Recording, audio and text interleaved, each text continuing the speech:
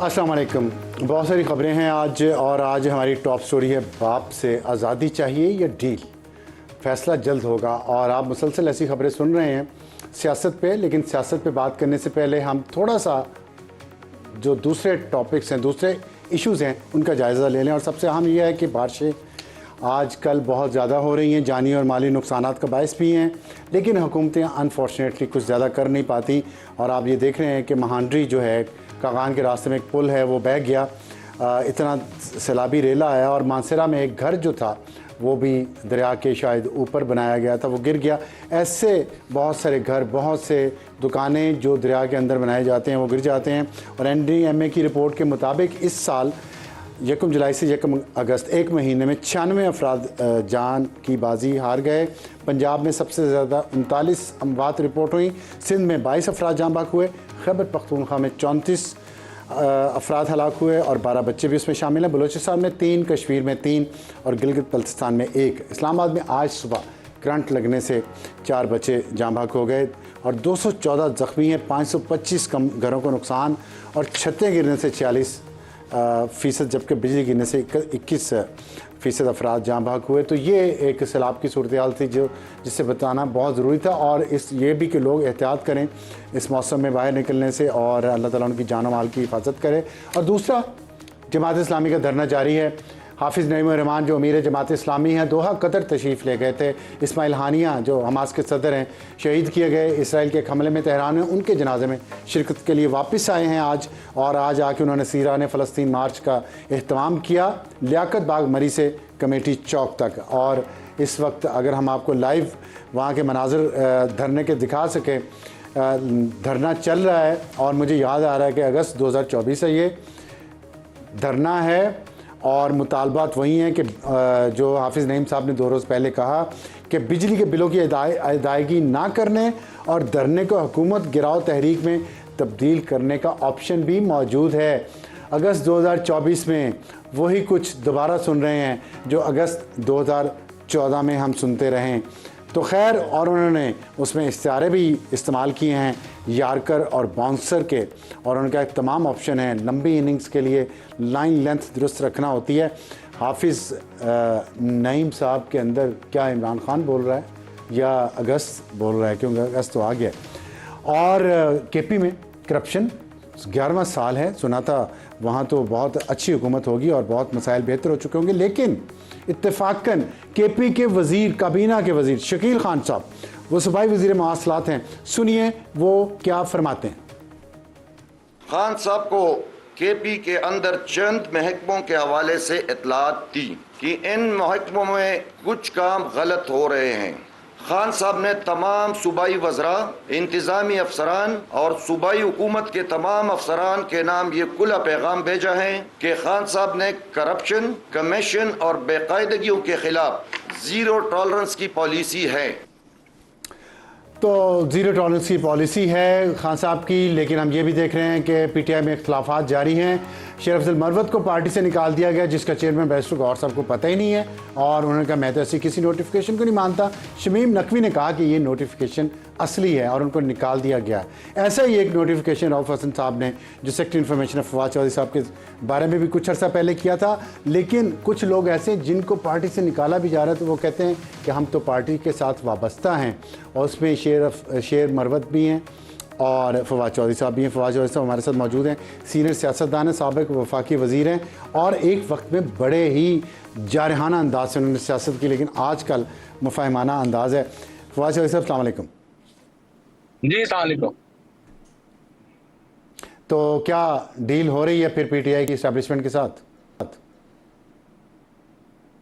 देखिए अफसार साहब, डील की जो है ना, मसला ये है कि डील अब हो नहीं सकती किसी की।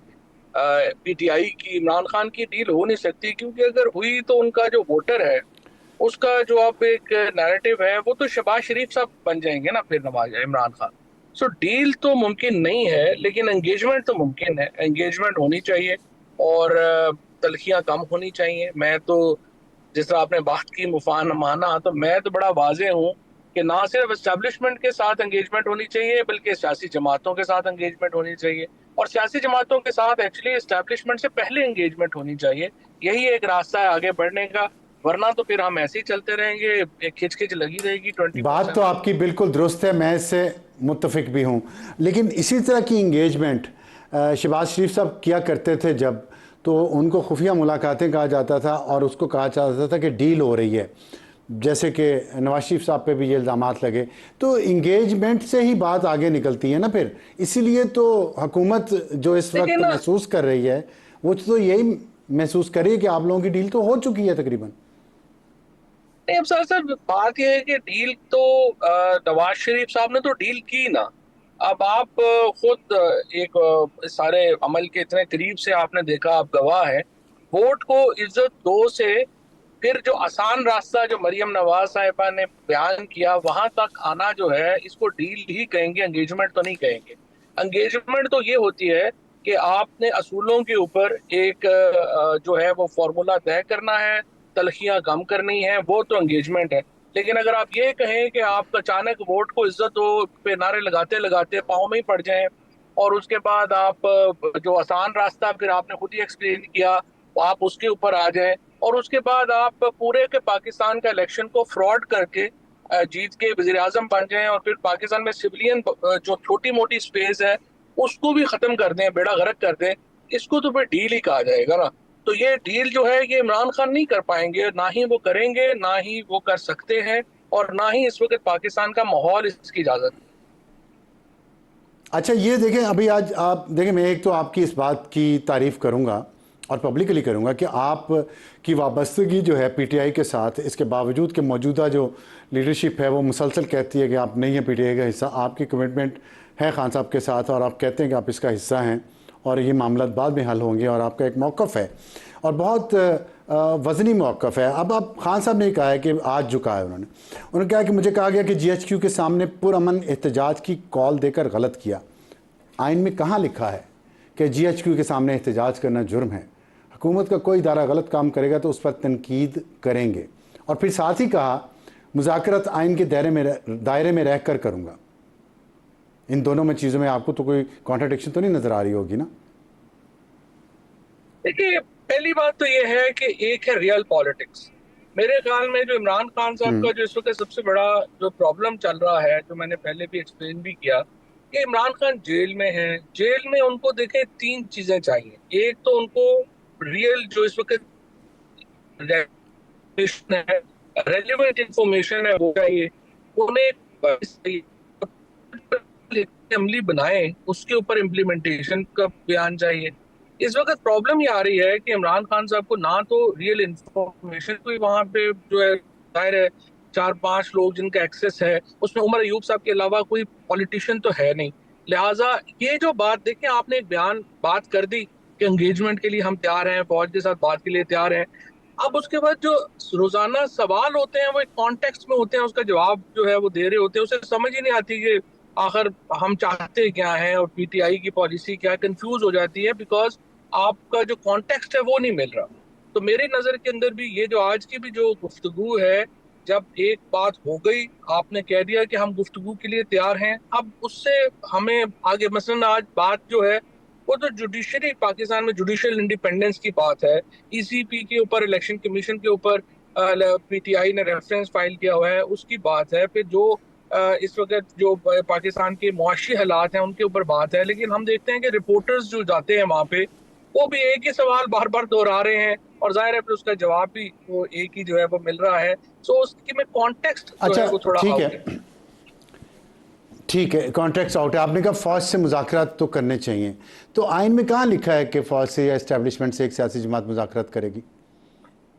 अब सर साहब देखिए, पाकिस्तान के अंदर आइन तो एक जाहिर है कि मौजूद है, और लेकिन एक ट्रेडिशंस भी हैं। 52 ऑनवर्ड पाकिस्तान की जो फौज है वो पाकिस्तान की सिक्योरिटी स्टेट हम चला रहे थे, और घर के अंदर देखें इज्जत उसकी होती है जो पैसे कमा रहा हो।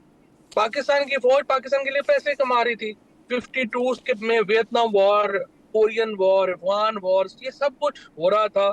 हम लोग वेस्टर्न ब्लॉक का हिस्सा थे, हम उनकी जंगें लड़ रहे थे, हमारी इकोनॉमी चल रही थी। फौज का बड़ा इंपॉर्टेंट रोल रहा पाकिस्तान की पॉलिटिक्स में, और चेंजिंग सिनेरियोज के साथ ये रोल भी जो है कभी कम होता रहा, कभी बढ़ता रहा। अब तो पाकिस्तान में फौज का बहुत बड़ा रोल है। तो ये कहा जाए कि नहीं जी हमारे करनी फौज से और उसके बगैर ही चल जाएगा, तो देखिए ये तो एक रियल पॉलिटिक्स के खिलाफ है। ठीक है, नहीं आप ये पूरे देखें शहर में कहोगे हकीकत नहीं, ये पसंदी चांद है। आपकी, नहीं ये बात ठीक है, आपकी हकीकत पसंदी से आप काम ले रहे हैं और पॉलिटिक्स यही काम, ये चीज़ होती है, it's an art of possibilities. मुझे ये बताएं कि महमूद अचकज़ई खान साहब को अपॉइंट किया गया है मुज़ाकरात करने के लिए खान साहब की तरफ से, वो किससे मुज़ाकरात करेंगे अचकज़ई साहब?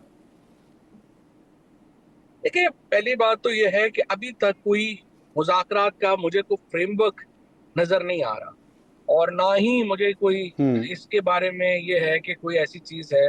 असल में तो देखें सबसे बड़ी प्रॉब्लम तो ये है कि हमें नवाज शरीफ साहब का तो पता ही नहीं चल रहा है कि उनका माइंडसेट क्या है और वो क्या सोच रहे हैं। उन्होंने तो वैसे चुप है, जाहिर है कि पाकिस्तान की जो सबसे सीनियर पॉलिटिशियन है इस वक्त वो तो नवाज शरीफ है।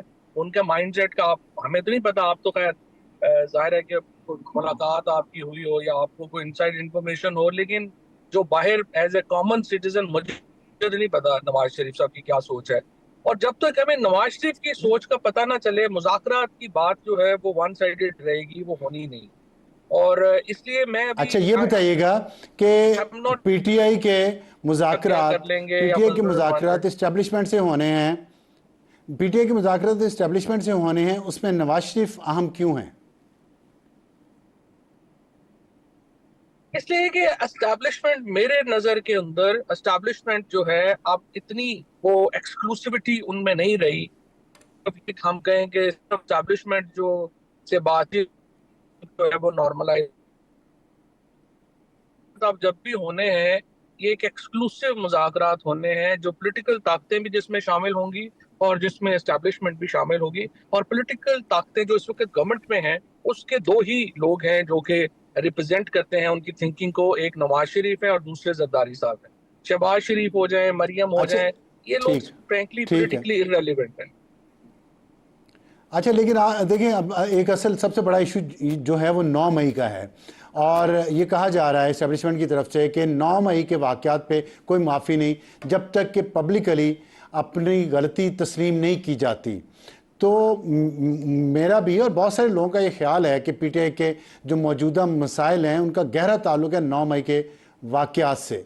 तो आप नहीं समझते कि आप जैसे लोग, आप भी उनमें से थे जिन्होंने उस वक्त खान साहब को एक जारहाना रास्ता इख्तियार करने का मशवरा दिया, और आज आप कह रहे हैं एंगेजमेंट पे आप आएँ, विच इज़ गुड, लेकिन उस वक्त आप समझते कि आपसे ये गलती हुई?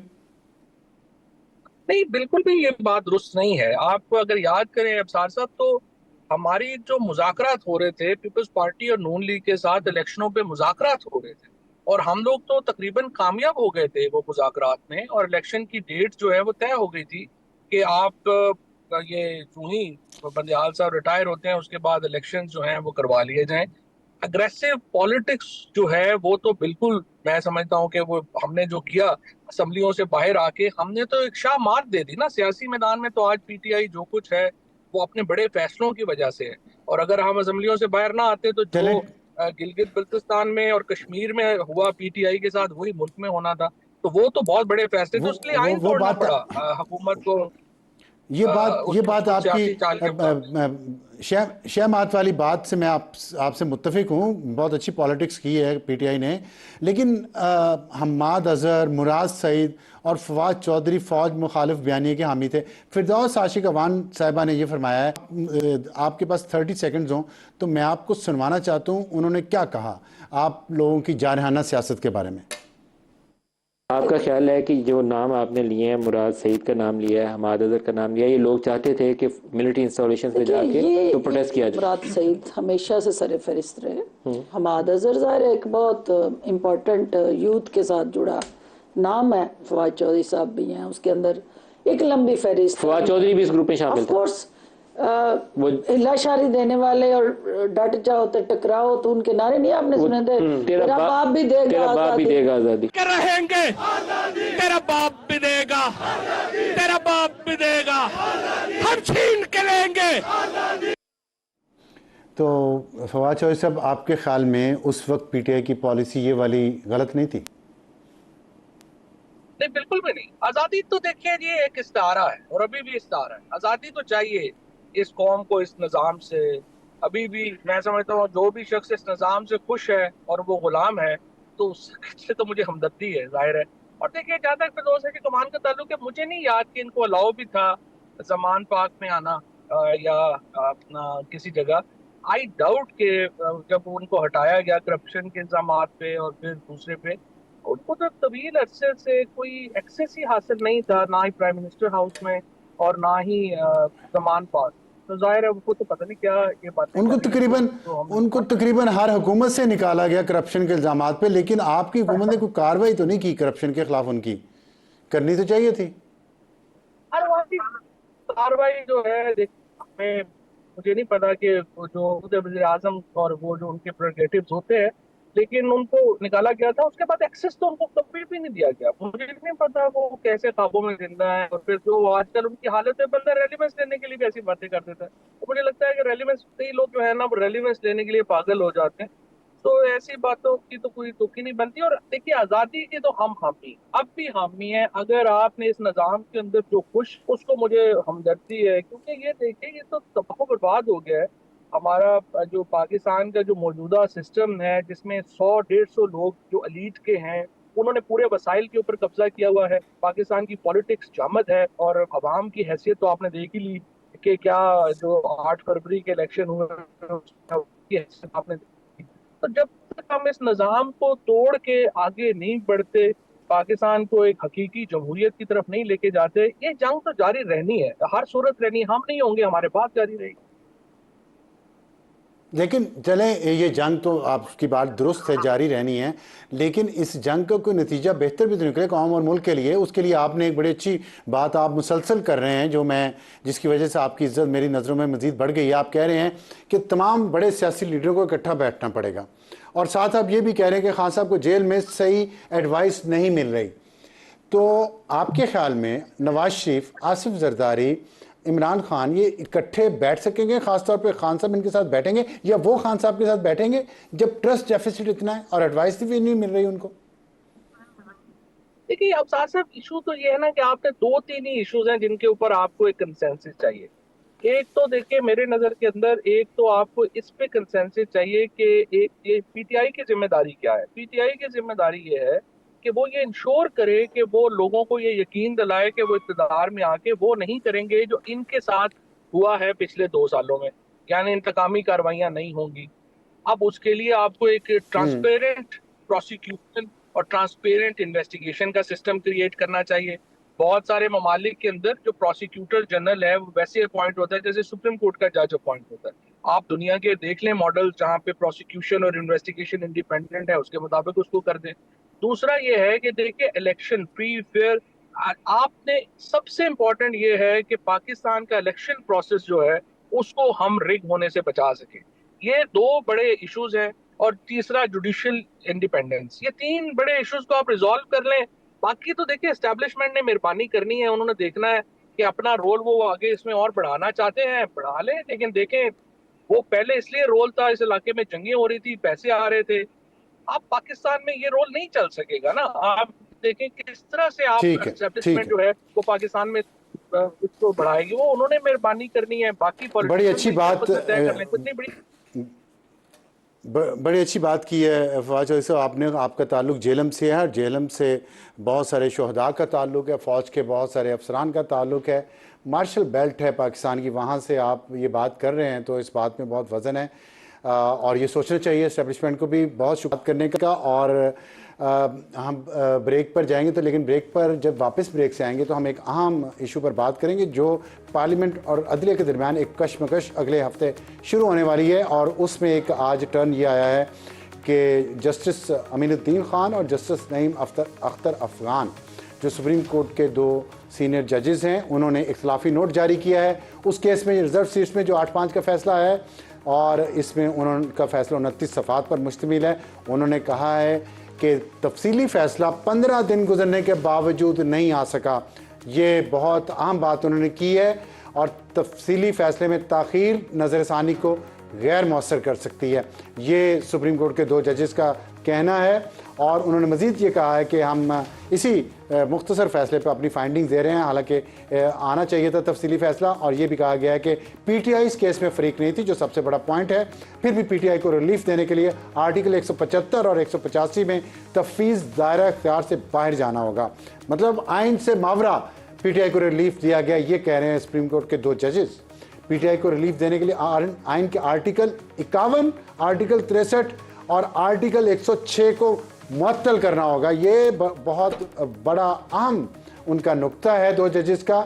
और इसके बाद और भी बहुत सारी बातें की। उन्होंने कहा कि वकील जो थे कमल शाहजेब के सलमान अकरम राजा, उन्होंने भी दलाइल दिए और उन्होंने भी ये कहा कि मखसूस नशिस्तें पीटीआई को मत दें, सुन्नी इत्तेहाद कौंसिल को दें। किसी वकील ने नहीं कहा कि नशिस्तें पीटीआई को दें, फिर भी 8 जजेस ने नशिस्तें उनको दी। इसका फैसला तारीख तो देगी,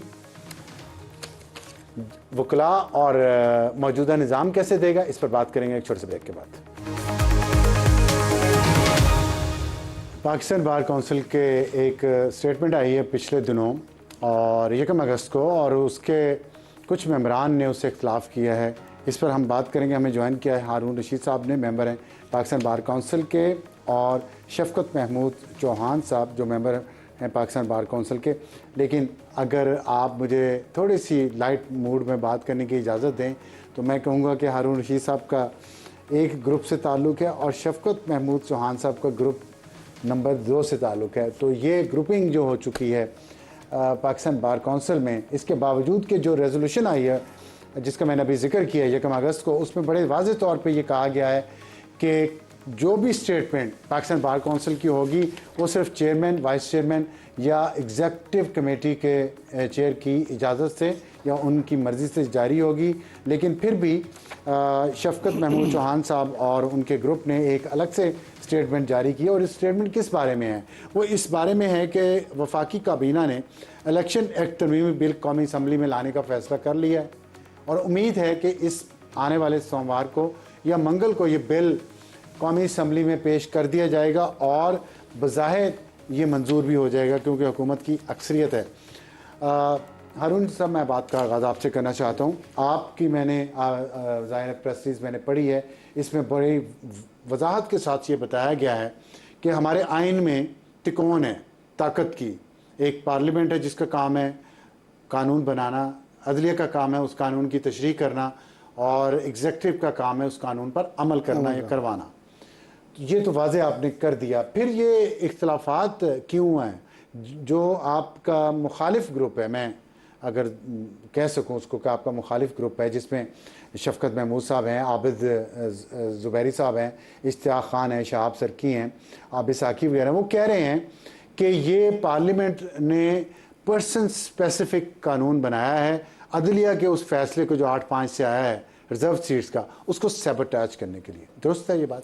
देखिए ना, ये तो पार्लियामेंट का काम है कि कानून साजी करे, और कानून साजी में कॉन्स्टिट्यूशनल अमेंडमेंट्स भी होती हैं, और कोई लॉ जब बनते हैं और अगर वो लॉ वक्त के मुताबिक सही नहीं होते और पार्लियामेंट ये समझती है कि ये इन जो साबका कानून है उसमें कोई मुबहम है और कोई क्लियर पोजीशन नहीं है, तो इस वजह से ये तो पार्लियामेंट का इख्तियार है। अगर वो बिल को पास करते हैं तो वो उनका मेजॉरिटी के साथ, तो वो एक आईनी टाइमिंग पे बात हो रही है इस वक्त फैसला आने के बाद। ये तो बहुत अरसे से एक्ट ऐसे था, तब पहले तरमीम क्यों नहीं आई? नहीं, पहले तो ये तरमीम ऐसे भी थी कि पहले एक बिल पास हुआ था, कौमी असम्बली ने किया था कि जो अमेंडमेंट होगी वो चीफ जस्टिस ऑफ पाकिस्तान और 2 सीनियर मेंबर जो होंगे वो शामिल होंगे और वो बेंच बनाएंगे। तो वो भी हमने उसे भी एग्री किया था। लेकिन सब्सिक्वेंटली ये भी देखा गया है कि अब ये जिस तरह देखें आप कि 8 जजेस साहिबान ने ये ऑर्डर पास किया है कि जो पार्टी इलेक्शन ही नहीं लड़ी, जिस पार्टी ने अपनी मेंबरान की लिस्टें ही नहीं दी, ना खुद स्पेशल सीट्स की लिस्टें नहीं दी, और वो आके एक दूसरी पार्टी में पार्लियामेंट में दूसरी पार्टी में शामिल हो गए और अब वहाँ पे अंडरटेकिंग दे दी, और जब अंडरटेकिंग दे दी तो वो उस पार्टी का हिस्सा है, और जिस पार्टी में उन्होंने शमूलियत की उस पार्टी के सरबराह ने। तो इसका मतलब ये तासुर दुरुस्त है कि सुप्रीम कोर्ट का ये जो फैसला है जिसमें बहुत सारे लोगों का इख्तलाफ है, जी, आप उस फैसले की अमल दरामद को रोकने के लिए ये तरमीम ला रहे हैं ताकि क्लैरिटी आ जाए और वो फैसले की इम्प्लीमेंटेशन रुक जाए। ये देखें ना, अगर एक बात दुरुस्त है ना? एक फैसला ही गलत है, जिस फैसले के मुताबिक ना वो पीटीआई उस केस में पार्टी थी, ना पीटीआई की कोई प्रेयर थी, ये बात तो और होगी इन में जो मामलात हुए हैं, जो अगर सुप्रीम कोर्ट का काम है कि कानून और आइन के मुताबिक फैसले, ठीक है, लेकिन और अगर ये बात आपकी मैं मान लूँ तो हुकूमत का जो मौक़िफ़ जो दिया जा रहा है वो ये है कि कानून तो पहले से बना हुआ है, हम तो सिर्फ उसको थोड़ा सा क्लैरिफाई कर रहे हैं। तो कानून क्लैरिफिकेशन ही हो रही है। कहाँ बना हुआ है कानून? कानून वही है जिसके तहत ऑलरेडी ये अमल दरामद हुआ है, और जो जजमेंट, जो बातें आप कर रहे हैं, जो मतलब जिसमें हल्फ है, दोबारा नहीं हो सकता, ठीक है। और दूसरा, उसमें जो आपने अगर एक पार्टी ज्वाइन कर लिया फिर दूसरी नहीं ज्वाइन कर सकते। जी, अगर आपके पास कोई सीट नहीं है, जीती नहीं है, तो आपको रिजर्व सीट्स नहीं मिल सकती। तो ये कहाँ लिखा हुआ है कानून? देखें ना, ये तो इलेक्शन एक्ट में भी है। और तो फिर तरमीम किस लिए आ रही है? तरमीम 66 में और 104 में। देखें ना, तरमीम तो इसलिए आ रही है कि जो फैसले आ रहे हैं वो अगर कानून के मुताबिक नहीं होंगे, आइन के मुताबिक नहीं होंगे, तो उनके फर्दर उन्होंने कोई थिंक टैंक ने सोचा होगा क्या कि ये अमेंडमेंट वो आवाम को बताएं ना, क्या सोचा। ज़रा शफकत महमूद साहब को ले लूँ। शफकत साहब, मुझे बात ज़रा समझ नहीं आई, आप थोड़ा सा हमें समझाएंगे कि आपका इख्तिलाफ क्या है इस इशू पे, जबकि ये बात वाज़े है और हारून रशीद साहब को आपने सुना, वो कह रहे हैं कि कानून में है, फिर भी कानून गैर कानूनी एक फ़ैसला आया है सुप्रीम कोर्ट का, तो फिर आप गैर कानूनी फ़ैसले को सपोर्ट कर रहे हैं? बिस्मिल्लाहिर्रहमानिर्रहीम जी, थैंक यू वेरी मच। बात ये है कि हारून साहब जो फरमा रहे हैं, ये एक जो भी बातें कर रहे हैं, इट्स क्वाइट अनफॉर्चुनेट कि मैं और आज हारून साहब दो मुख्तलिफ बातें करने की कोशिश कर रहे हैं। मैं मुख्तलिफ नहीं कर रहा, मैं इनकी बात को आगे बढ़ा रहा हूँ जो इन्होंने रेजोल्यूशन पास किया है। बात इतनी है मेरे भाई, ये हमारा काम नहीं है कि किसको क्या फ़ायदा है, ये हमारा काम नहीं है कि इसको क्या नुकसान है, ये वकील का काम नहीं है कौन किससे बेनिफिट लेता है कौन नहीं लेता। वकील का एक काम है कि rule of law, rule of law, rule of law. बात इतनी है हुजूर कि जजमेंट जो भी आ गई उसमें कानूनी तौर पे जो रिज़ॉल्व कर दिया गया, जो जजमेंट आ गई उसको एक कानून का दर्जा है, उसने इम्प्लीमेंट होना है। सुप्रीम कोर्ट के 8 जजेस और चंद जजेस जब ये फैसला कर देंगे तो मेजॉरिटी व्यू प्रिवेल करेगा, और जब मेजॉरिटी व्यू आ गया तो उसका एहतराम करना चाहिए, उसका एहतराम करना लाजम है। एक बात फिर एहतराम करना चाहिए, मैं अर्ज करने लगा, चाहे इख्तिलाफ हो उससे भाई, of course it will applicable. मेरे मुल्क का वो जो है यही वाला रूल, यही प्रिंसिपल बल्ले के केस में भी अप्लाई होता है कि नहीं होता? देखिए जी, बात ये है कि जो बल्ले के केस में आया तो अप्लाई हुआ, बिल्कुल हुआ। उसके बाद अगर नहीं, मैं उसूल की बात कर रहा हूँ, क्या उसका भी एहतराम करना चाहिए? इख्तिलाफ के बावजूद उसका एहतराम करना चाहिए? मैं बात कर लेता हूँ। पहली बात यह है कि ये रियलाइज किया जाए, मैं ऑन ओथ कहता हूँ, मेरा किसी पॉलिटिकल पार्टी से कोई ताल्लुक नहीं है, मैं किसी पॉलिटिकल पार्टी का ब्रीफ उठाकर नहीं आया। मैं जो हम महसूस भी हो तो क्या मसला, देखिए कोई गैर कानूनी बात तो नहीं है ना, पॉलिटिकल पार्टी मैं बात करने लगा, नहीं, किसी का इंटरेस्ट जो है ना वाच नहीं करना, मैंने कानून की बात करनी है बतौर वकील।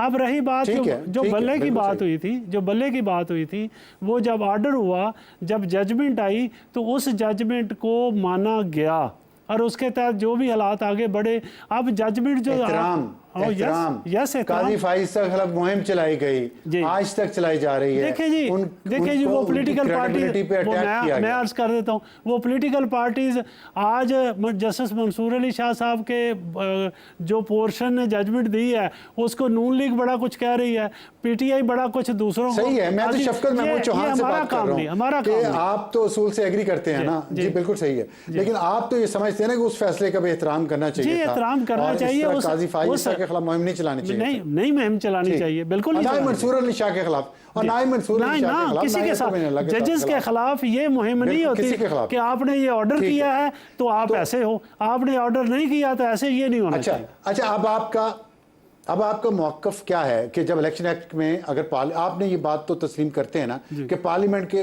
पास इख्तियार है कानून बनाने का, अगर वो सेक्शन 66 और 104 में तरमीम करती है तो हक है पार्लियामेंट का। देखिए जी, आपके ख्याल में उसके मेरा सवाल सिर्फ पूरा हो लें, सवाल सुन लें, उस पे क्या सुप्रीम कोर्ट को वो स्ट्राइक डाउन करना चाहिए वो तरमीम?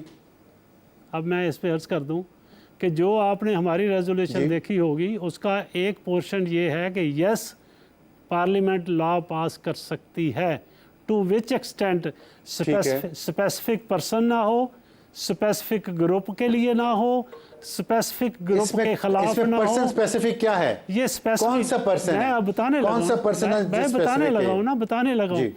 एक जजमेंट आ गई, एक सुप्रीम कोर्ट की जजमेंट आ गई। उस जजमेंट को पिछले जो ऑर्डर हुआ उन्होंने जो टाइम दिया, जो लोगों ने ज्वाइन करना था, जो एक शेड्यूल दे दिया, डिस्कस कर दिया, उस जजमेंट को विशिएट करने के लिए ये कानून बनाया गया है। उसको उसका ठीक है, फिर अब सियासत है ना, ये नहीं हो सकता ना शफकत साहब। मेरा सवाल ये तो सियासत है ना, सियासत पार्लियामेंट का काम है सियासत करना। और वाज़ेह तौर पे हुकूमत कह रही है नो सर पार्लियामेंट का काम सर मैं अर्ज करने लगा नहीं, यही डिफरेंस है जी। आप तो सियासी अमल के खिलाफ लगते हैं। मैं और बात कर रहा हूं सर, पार्लियामेंट का काम सियासत नहीं है। पार्लियामेंट का काम है कानून बनाना लोगों के हकूक के लिए, लोगों के हकूक के तहफ़्फ़ुज़ के, वो किसी भी पार्टी से ताल्लुक हो। जो पार्लियामेंट है वो सियासत नहीं करती सर। अगर पार्लियामेंट ठीक है, अगर पार्लियामेंट समझती है कि जुडिशरी का एक फैसला सियासी रंग लिए हुए है, ये डिजिटल मीडिया के प्रेशर से, मीडिया के प्रेशर से जजेस का माइंड इन्फ्लुएंस किया गया है, उस वजह से ये फैसला आया। फर्ज करें अगर पार्लियामेंट ये समझती है और कानून में तरमीम करती है, गलत या सही, ये पार्लियामेंट का हक तो है ना, इसको सुप्रीम कोर्ट कैसे स्ट्राइक डाउन कर सकती है? सुप्रीम कोर्ट इस तरह स्ट्राइक डाउन कर सकती है कि अगर वो बदनिश्ती पे मबनी हो, अगर वो कहीं किसी को जानता है ना, फिर हक तो ना। फिर मैं यही बात करने लगा हूं मेरे भाई, बात ये है कि चीज को ये देखना है कि उसकी कानूनी हैसियत जो है वो देखनी है कि जो पास किया गया कानून है वो किसी को स्पेसिफिक बेनिफिट दे रहा है तो नहीं हो सकता, किसी को स्पेसिफिकली क्रश कर रहा है तो नहीं हो सकता। किसी के सपोज मुझे आज कह दिया जाए, मुझे अगर आज कह दिया जाए कि पार्लियामेंट ये कहे कि किसी एक मिस्टर ए को वो ए मिस्टर नहीं है मिस है तो नहीं कह सकती सर।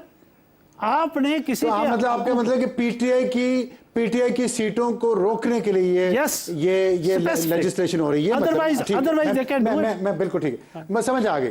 आप बड़ा अच्छा पॉइंट आपका हारून रशीद साहब, देखिए बड़ा उन्होंने अहम पॉइंट बताया। उन्होंने कहा कि आप ये सीटें पीटीआई को ना जाएं, ये रोकने के लिए इस कानून में तरमीम कर रहे हैं। बात तो वैलिड है। देखें ना, अगर एतराज़ ये है कि जो फैसला आया है आप वो देखें, वो आइन और कानून के मुताबिक है।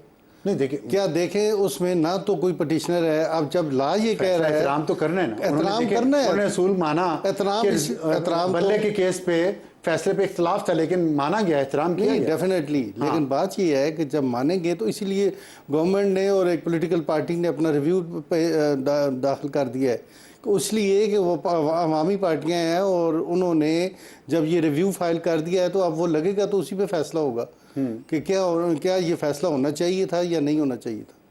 तो अब रिव्यू की वजह से आप तरमीम ला रहे हैं? नहीं, वो बात नहीं, तरमीम एक अलग चीज़ है, वो तो गवर्नमेंट का मैंडेट है, पार्लियामेंट अगर सुप्रीम कोर्ट ने स्ट्राइक डाउन कर दी तरमीम, फिर स्ट्राइक डाउन अगर सुप्रीम कोर्ट कर दिया तो वो सुप्रीम कोर्ट का इख्तियार है।